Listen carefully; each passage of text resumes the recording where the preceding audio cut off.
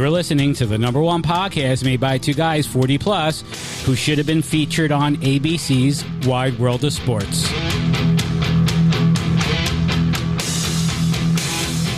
You know, I've gotten a lot of feedback recently from our decathlon that we were thinking about doing. We've gotten some comments on that, so I thought, the Wide World of Sports, another ABC show, would suffice on our opening tonight. When I thought about me being, the backup freshman point guard, yeah. and you serving the penalty box, I got a lot of feedback that people were very impressed with our sports, our athletic ability. Yeah, well, like that. It's an incredible. We were that athletically inclined. Well, we were going to do the decathlon, and somebody suggested online or on social media maybe we should just, since we're aging, just keep it to a biathlon or maybe a triathlon. I'm pretty sure we're not getting through 10 events. Yeah. No way. Did I ever tell you about my ski jumping days? Oh, whoa, hang on a second, because I used to ski a decent amount. Once again, here we go. Oh, yeah. Ready? Yeah, we're gonna get ski jumping. Yes, we're gonna get to that right after this. Okay, so I wasn't a professional or anything. Wait. Right. Classify ski jumping. Well, no, I was. My love of sports goes back, I guess, to 1976 Winter Olympic Games. Whoa! 19. Were you even born yet? I was 2. Okay, so you were born in 74. Yeah. So you took a particular interest in ski jumping in the 1976 Winter Olympic Games. Yes. Was True that story. when Eddie the Eagle was flying? No, this was pre-Eagle, but from what I've been told from other sources, I had a real interest in ski jumping. Okay. And decided at 2 years old to try to do it myself. And apparently I jumped off the couch and broke my leg. Oh, did you? Yeah. Okay. A little minor injury, but have you skied since? Yeah, I skied. I'm actually going skiing in a few days. Skiing or snowboarding? I do both. Okay. No, I don't ski and snowboard at the same time. But I am bi on the slopes. You're a bi skier? I'm a bi. I don't know what we should call it, but yeah, I can. Bi downhill. A bi downhiller. Yes, I can ski and I can snowboard. So if you had to identify as skier or snowboarder, how would you identify yourself as? I would like to. I'd say I identify myself as a snowboarder. But due to age, I ski more than I snowboard. So him, snowboarder. Yes. There you go. That's interesting. But no, I'm a better snowboarder and more confident on the snowboard than I am on skis, which is really usually now the opposite of like what everybody will tell you that can do both or transitions from one to the other. They're usually not as comfortable on the snowboard as they are on the skis. I've never snowboarded. It's fun. It's a lot. You know what it is? It's like skiing. I think you get a better appreciation of skiing, of some of the ease of skiing after being on a snowboard. Because it's a lot of work. Oh, yeah. Yeah. First of all, your knees hurt. You get online, right? Yep. Yeah, and you got one foot strapped in, and the other one's like dangling, and it's uncomfortable. It's like an unnatural stance. Yeah, are you goofy foot or are you? I'm regular, standard, whatever. Yeah. I'm impressed. Goofy. Yeah. Right. So, but then like getting on, you get on the snowboard, you get on the lift, the thing comes. You see everybody hopping around. You know, when I am on the long, you know, when I'm on the skis with 2 sticks, you know, whatever the things are called, then you know, it's a lot easier to get around. Then you get up, you go, it's, you know, you go up the chairlift, you know, one foot's dangling, your knees start to hurt, and then getting off the chairlift's just a pain in the ass. But I think there are and then you got to advantages sit down. No, but I'm just saying, yeah, but then you got to sit down, you got to strap up, you got to get up again, then you got to get jumping until, you know, and you got to put yourself in the right position so you don't have to, you know, crawl, you know, it's a pain. It's a pain. The knees hurt after a while, but trust me, I wear a bump pad when I snowboard now. I wear knee pads. Oh, that's all safety, but I'm just safety. Thinking about this because most of my skiing, I've never done anything like out west or anything crazy. I've always done like that local, like kind of like Pennsylvania kind of skiing day trip type of thing. Right. But I would have to imagine that if you're going to do a day trip, the way to go is snowboarding. Why? Because I'll tell you why. All right, let's hear this. From the master, from the all-knowing, let's hear this. I think that probably walking from your car to the mountain, to the trails. Okay. It's probably easier in the boots.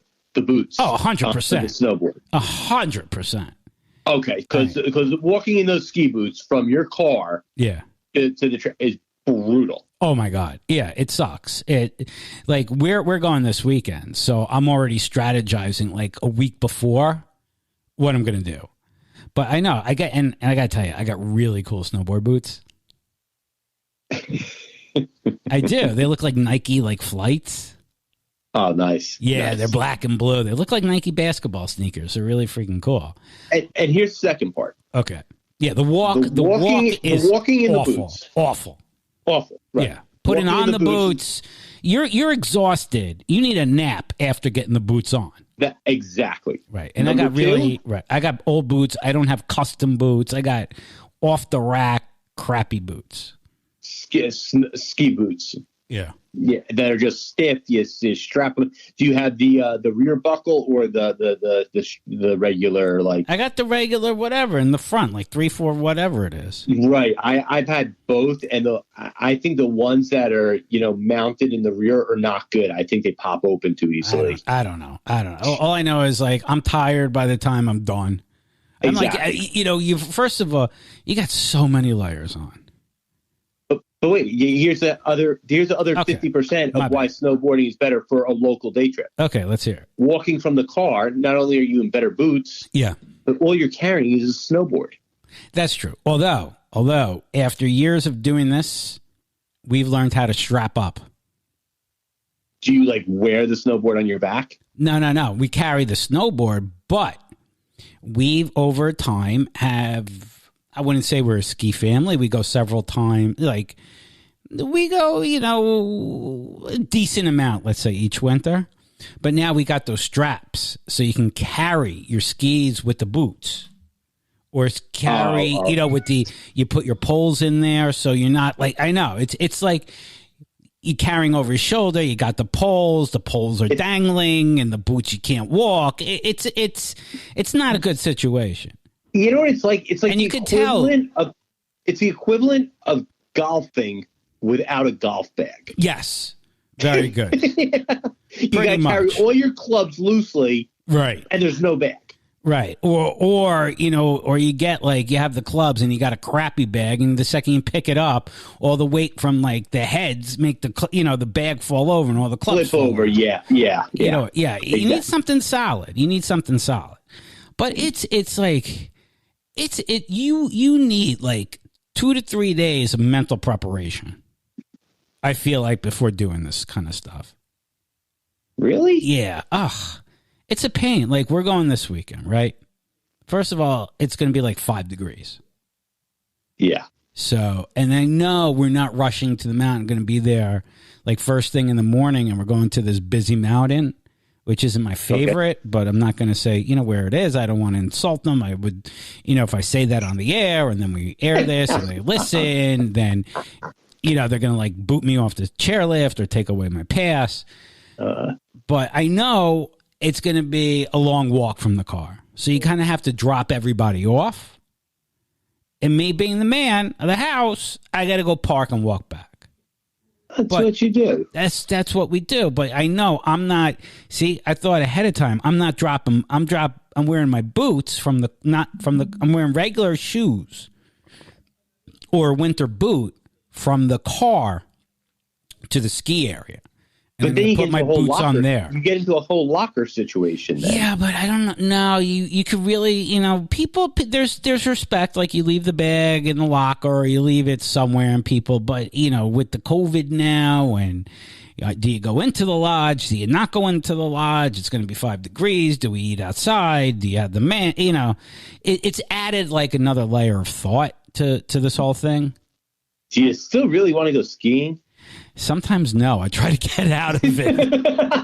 Why don't you do your Florida move? Which no, I can't. I drop them off and pick them up. But I should drop them off and here you go, and then go do something else. I'll pick you up in a little while. I've gotten in trouble for that one. Can you imagine 3 hours later? I can't find a parking spot. You know what? Don't laugh. That's possible. Oh yeah, they send you to some of those outer lots. Oh, yeah. Oh, my God. Yeah. I mean, you're basically parking in Florida to walk back to ski. It's an exhausting day. And then you drive home. You can barely stay awake. Well, I've done that. I've done like the 2.5, 3 hour drive ski and then driven home. Yeah. You get the cup of coffee, you're good to go. Oh, and the kids fall asleep. Oh, they're out. They're out. Your wife. She's bored. She falls asleep, and and then it's your fault when you get home that the whole car wasn't unloaded the second you get back. Right. After driving 3 hours, skiing, and then loading it up because the kids are incompetent. They'll try their best, but they're throwing stuff all over. You know what I mean? You pack your car, right? You got a routine. Massive amount of laundry afterwards also. Right. Well, I don't do that. Thank God. That's when you call you're just logistics for transportation? I'm logistics. I'm transportation. You pick up. And I'm not a good skier. I don't consider myself a good skier. Oh, come on. I think you're being modest. With all your other skills? You know what? That's the one thing. It's like I'm very cautious.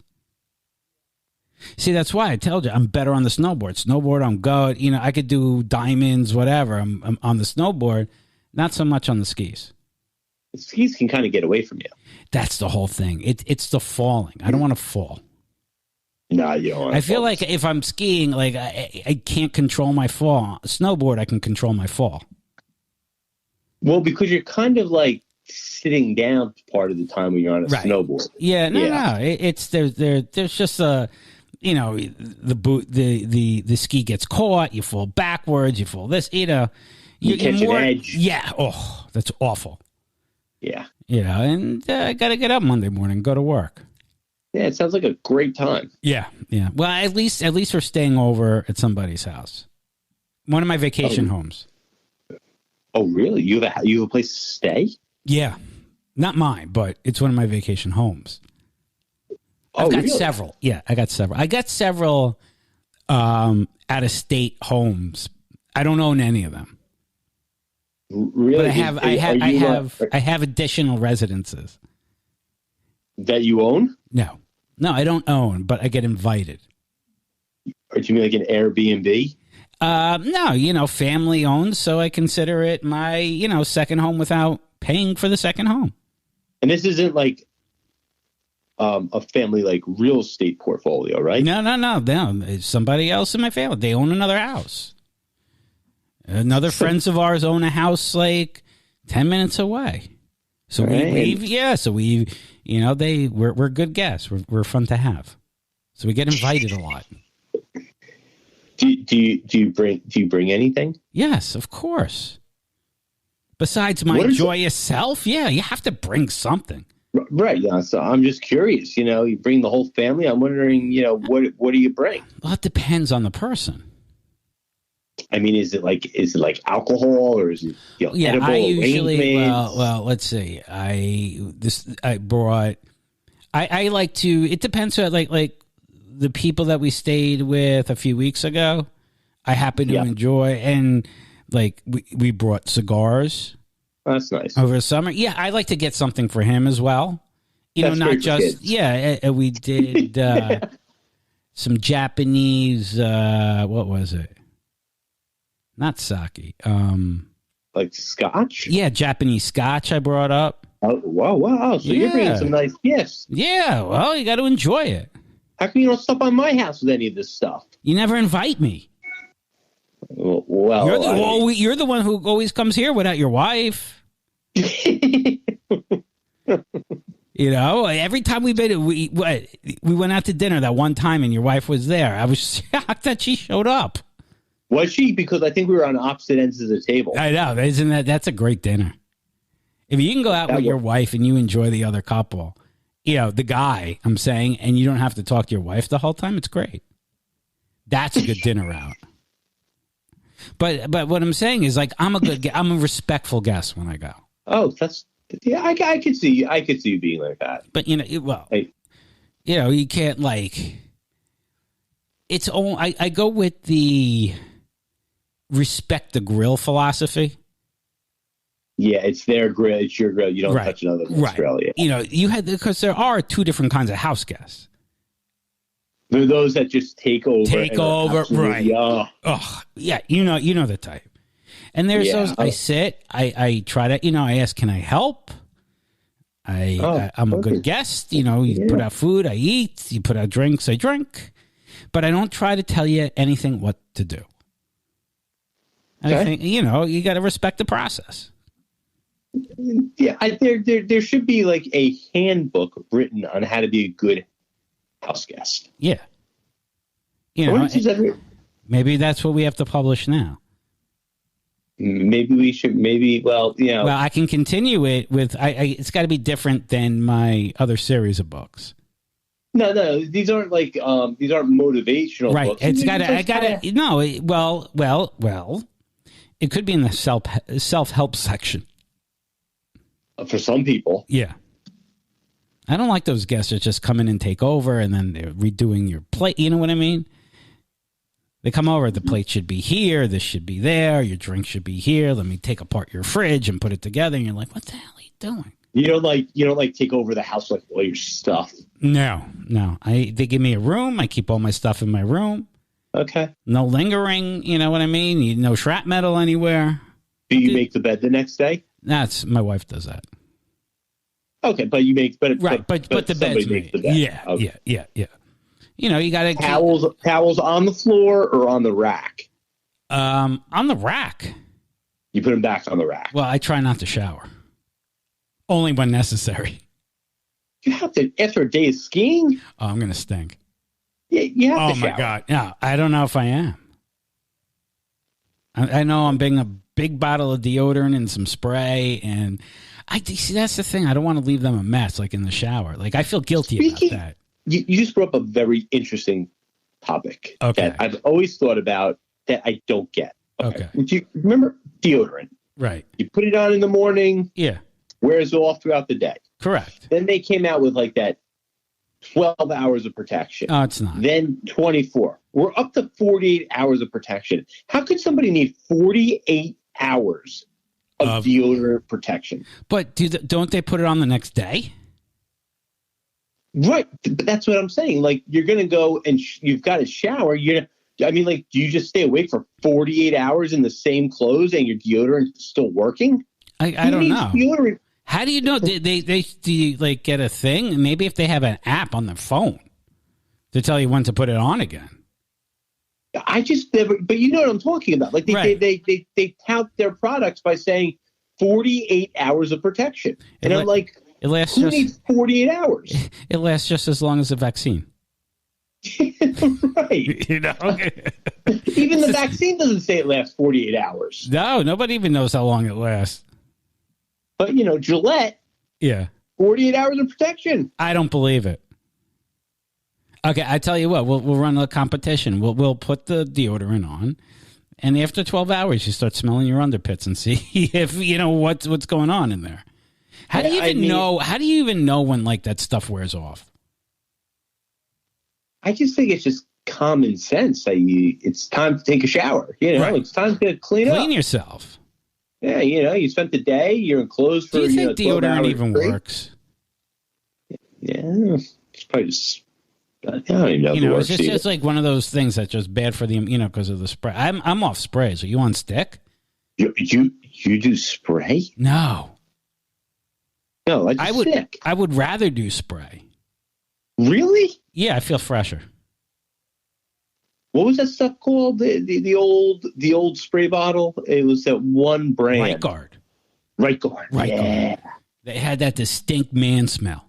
Yes. Yeah. See, I don't think you get that. You don't get that with, like, the stick. I mean, you choke to death by the time you secured, dryness under your arms. But you felt good. The aerosol in there, killing the ozone layer, but you smelled good. But it was good because it made that noise. You knew the person that was in the bathroom before you was about to come out. Yeah. And you could have the bathroom. Right. That's a good indicator. Very good. It was a good indicator. Yes, it was. And we're going to talk about more indicators on the next episode of Aging Immaturely.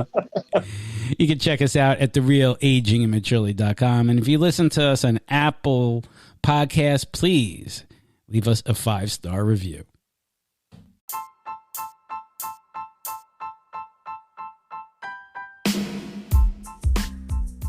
And that's going to do it for today's episode of Aging Immaturely. If you have a product that you would like to discuss on air, please email us at agingimmaturely@gmail.com. You can also follow us on Instagram and Facebook at Aging Immaturely.